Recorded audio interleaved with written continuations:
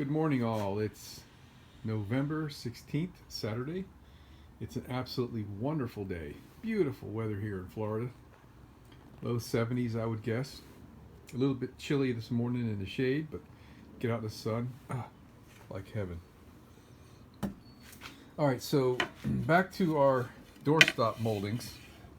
I'm quite happy with how the notch turned out. But I haven't changed my setup at all on the table saw, just in case I want to make a change to this. I can raise the blade a hair and, loosen it up or whatever, right? So we're gonna leave that unless we absolutely have to take this down. So the next thing I want to do is I want to, on this corner and this corner, I want to round it off. And looking at a door, that would approximate this corner right here behind the seal and this corner right here. So there's a couple ways I can do that. I could use my handheld router. I've got two of these little ones. I don't know what this is made for, like to be bolted onto something, but I've adapted it to a few different things myself. What I'm getting ready to show you here is a trick that I came up with. I acquired this piece of aluminum from a state garage sale. It was part of a drill press, where the guy had this plate to expand the size of the drill press table, and I've adapted it to use for a router table. So the way I do this, firstly, I've got this little plastic bag, and I keep these screws in it for future use. And what I've done way long ago is I've threaded my table saw with 1/4 20 thread. So we can put these screws in here. I'll just do one at a time. A little bit of crud in the threads, but that's okay. All right, now that I've got this one in there, I know it can't fall, so I can push this one out. Because now we're cantilevering over. And this would have tipped already had I not put that first screw in. So I'll go ahead and tighten these down. I don't need to do that on camera with you guys watching. All right, and the next thing I'm going to do, take my screwdriver and I'll take this plate off and get this bit out of here. And this actually comes right off. I loosen that, this whole piece separates. I'm trying to do it one-handed here. There you go. So I'm going to take this off, and with these longer screws, they're going to go in there. And I'm going to attach this guy to the underneath side with my router bit in it.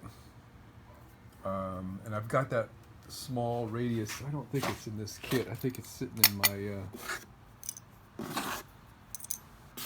think it's the bit that I want is in the other router. Oh, it's one just like this one anyway. I think that's a 1/16 of an inch radius. Could be an 1/8 inch radius. So that's what I'm going to chuck up in the motor, and then we'll adjust our height to where on a test piece to make sure that we're getting the right depth and that we actually like the way the radius looks on the wood. And this is going to give us the luxury of being very comfortable and feeding these long pieces of wood over the router bit rather than trying to hold the wood and run a router over the top of it. Way easier to work this way. All right, we're all set up. I got my screws in. Everything's snugged up. I got my depth set. It might be a little bit on the light side, and the way sorry about that. The way I do that is I'll focus in on the bottom of that radius and set the depth so it just meets. And what I'm going to do, I'm going to fire this jewel up here in a minute. We're going to make a test cut. This is my test piece. We're going to feed into the direction of the blade. We're going to make a, start out with a little cut, see how it's starting to go. We might have to raise it up a hair. Actually, you know what? I think I'm going to get my vibrator sander and I'm going to smooth this out a little bit, just to make sure we don't have any irregularities that are going to mess with my sample cut. I like the look of it. How about you? Disregard the splice thing there. Right? It's got a nice, right? Although I kind of jumped the gun. Explain that in a minute. So this is going to go like that. Okay. This wood could actually be a little bit thinner. Did I don't remember, did I already go thinner? No, that's what it is. Alright, so I could actually take off a little bit more thickness from this wood, but when the seal is compressed, it's more or less equal. So I'm gonna leave it. I'm good with it. But the jump in the gun thing is these are not the finished size yet. This is finished. This side is finished. So this corner's fine, but this back edge is gonna be cut to trim to fit. So it'll be equal all along this edge inside the bus. So that's all right. I'm gonna leave everything how I got it. I got everything dialed in how I wanted. I got it right the first time, which is pretty lucky on that. So I guess for this coming up here, I gotta clean up again, man. We got people coming over. Thanksgiving's getting close, so I brought a bunch of wood in that was laying on the living room floor. Here we go. This guy can go there. Oh, here's my little. Okay. Sorry about that. So there's my 3 pieces. This is going to be cut. This is the piece that's going to hold the glass in the door. It's 10 feet long. I got to cut it in half, more or less. It's hard working in a tight garage, right? So I think what I'm going to do is I'm going to go ahead and take advantage of my setup here, and I'm going to sand these guys smooth, and we're going to determine how much gasket squeeze we want, and I'm going to pretty much copy what I've got here. I might go a little tighter than this door, but I'm going to measure what we have. This looks like it'll be about 3/8 of an inch. I'm going to measure that. I'm going to go check the front door of the house and see how much of a squeeze we got on the front door. And I figured out that to combat a rattling door, I don't have to rely on the whole door seal tightness. All I've got to do is put a little plunger right here. My idea is to make an adjustable plunger with a rubber foot in it, so that way when I slam the door, it's going to be squeezing tight on this, not necessarily squeezing tight on all the weather strip seal here. And it'll be adjustable in tension, so if it ever yields over time, I can just turn the screw a little tighter. And what that also does for me is, let's see if I can show you here.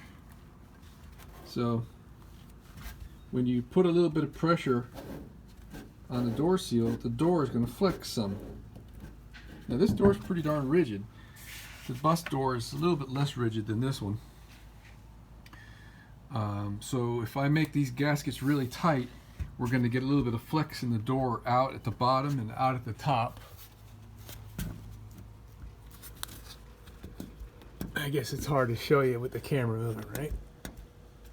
Right? That's flexing the door, and I'm just pushing with one finger here. Doesn't take too much. And so when it flexes, it's going to take the alignment out of, of course I'm using my house door here. I've got the surface of the door here aligned flush on the bus for aesthetic purposes. So if we've got flex, it's going to be out of line. So all that being said, it makes things a lot easier. Takes the pressure off me to get the pressure right on those seals. So we're doing our test fitting. I've got these little guys stuck down here to just give me some tension on the door. Okay, so we're even and we're up against the pin here. And this little stick just happens to be more or less the right size of the space to match the house. So we're a little bit loose, so I'm going to get a hammer. I'm going to tap these in so I can match the existing spacing that the house door has. And then we're going to give it a test fit. Alright, man, we're there. I really do like this stuff. I think that's going to work out pretty good. Let's see how it closes.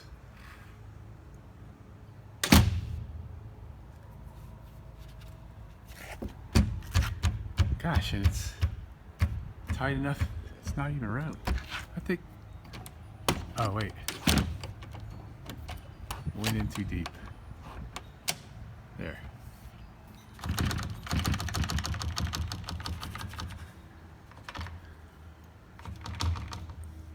So it's going to be a little tighter than that.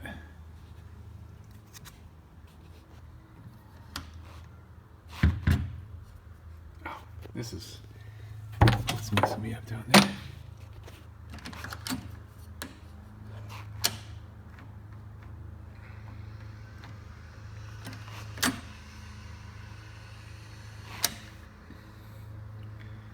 So I like what I'm seeing.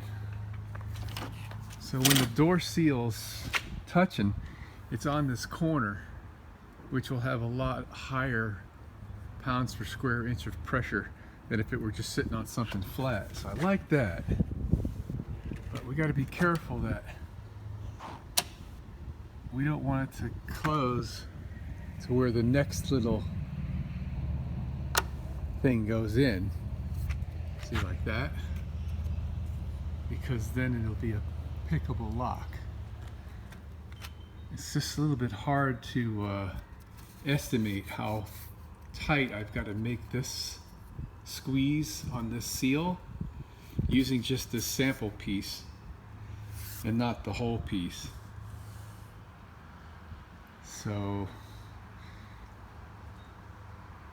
I guess what we need to do now is just go ahead and start to cut to length the final pieces. I'm happy with how the look is. The radius is doing what it needs to do. The height, I like the height, the thickness of this piece of wood is nice. And the only thing left to do is to scribe behind here the final cut once I locate this. So I can cut this piece to match this piece.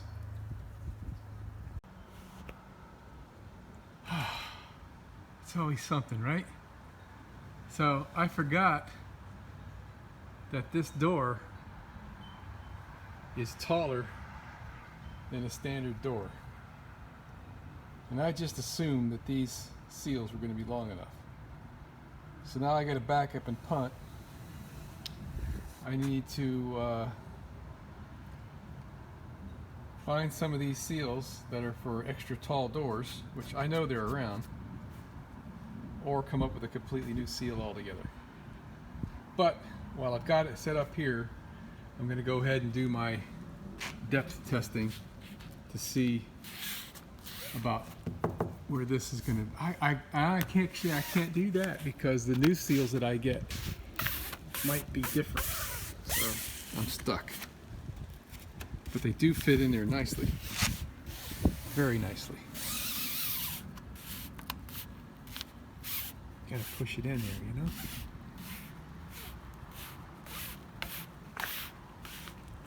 Alright. Gosh, this is such a pain. The weather was threatening to rain, so I had to put the tarp back on. And with the tarp on, it's hard to open and close the door because the corner grabs. But anyway, Lowe's doesn't have the door seals long enough, and nor can you even order them from Lowe's. But Home Depot, you can order them from Home Depot, 8 feet long. So I ordered 2 pieces. It's going to get here in about 10 days or so. Probably all kinked up, so hopefully it won't. So I'm kind of stuck. I really don't want to put too much time into this until I have the actual seals in hand.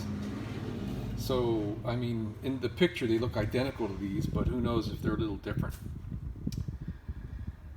So I think the only thing I can do, comfortably anyway, is to run the router on this edge and sand them down like I got this thing sanded down. And then we'll have to find something else to work on. I don't know what else I could even do, actually, you know? You know, I just put so much mental energy in the door and the door jamb and all that. Now, I don't know. I guess I could do some sanding and preparation for paint. Yeah, I guess I could do that.